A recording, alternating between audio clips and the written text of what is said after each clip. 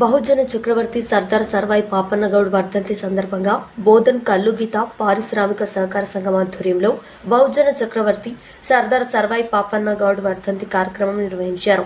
పాపన్నగౌడ్ చిత్రపటానికి పూలదండ వేసి ఘన నివాళులర్పించారు. అనంతరం కల్లుగీత పారిశ్రామిక సహకార సంఘం అధ్యక్షుడు పి గంగాధర్ గౌడ్ మాట్లాడుతూ సుమారు 3 శతాబ్దాల క్రితం మగవాళ్లు అరాచక పరిపాలనకు వ్యతిరేకంగా సబ్బండ కులాలను ఐక్యం చేసి యుద్ధబేరి మోగించి గోల్కొండ కోటను స్వాధీనం చేసుకుని బహుజన రాజ్యాన్ని పాపన్నగౌడ్ ఏర్పాటు చేశాడని ఆయన అన్నారు. బడుగు బలహీన వర్గాల ప్రజలు తమ హక్కుల కోసం పాపన్నగౌడ్ స్ఫూర్తితో పోరాడాలని ఆయన పిలుపునిచ్చారు. తెలంగాణ ప్రభుత్వం బీసీలకు 42% రిజర్వేషన్ ఇవ్వాలని అసెంబ్లీలో తీర్మానం చేయడం హర్షించదగ్గ పరిణామమన్నారు.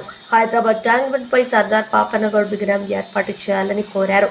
పాఠ్య పుస్తకాల్లో పాపన్నగౌడ్ చరిత్ర ప్రవేశపెట్టాలని ఆయన సూచించారు. ఈ కార్యక్రమంలో బోధన్ కల్లు depot director Prabhakar Goud, Y Srinivas Goud, Shankar Goud, Rajender Goud, Sridhar Goud, Burkalingam Goud, Jeevan Goud, Sriram, Sai Goud, Bhuma Goud, Hari Goud తదితరులు పాల్గొన్నారు.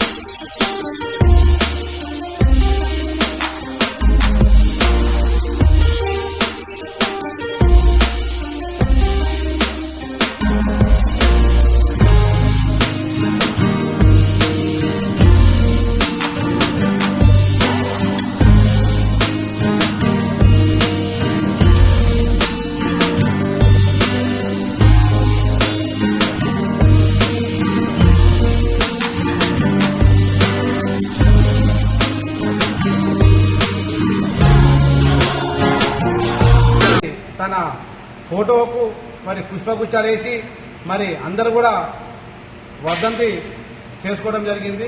మరి దీనికి వచ్చేటువంటి ప్రతి కల్లుగీత కార్మికులకు మా సొసైటీ తరఫున అందరికీ కూడా జయ కూడా చెప్తూ మరి తను చేసినటువంటి ఉద్యమము తన చరిత్ర ఈ గవర్నమెంట్ పాఠ్య పుస్తకాల్లో పెట్టాలని చెప్పేసి, అదేవిధంగా తన విగ్రహము హైదరాబాద్ ట్యాంక్ బండ మీద పెట్టాలని చెప్పేసి అందరూ కూడా గౌడ సంఘాలు ఐక్యమై ప్రభుత్వానికి విజ్ఞప్తి చేస్తూ ఉన్నాయి. అదే సందర్భంలో తను చేసినటువంటి పోరాటం ఒక గౌడ సామాజిక వర్గంలో పుట్టి సర్దార్ సర్వాయి పాపన్నగౌడ్ తన జాతి కోసము బడుగు బలహీన వర్గాల ఒక